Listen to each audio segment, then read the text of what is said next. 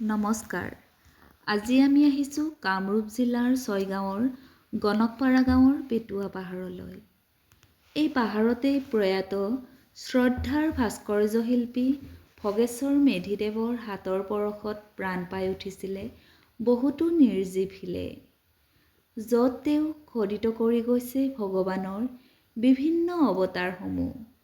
আজি আমি যি স্থানত আছোঁ এয়া হৈছে ভগৱন্তৰ বিষ্ণু ৰূপ, আৰু সেয়েহে তেওঁ এই ঠাইক বিষ্ণুপুৰী নামে নামাকৰণ কৰি গৈছে।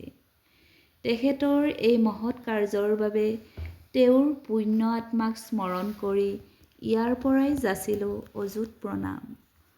সংৰক্ষণৰ অভাৱত যেন লাহে লাহে হেৰাই যাব ধৰিছে তেওঁৰ অমূল্য সৃষ্টিৰাজি।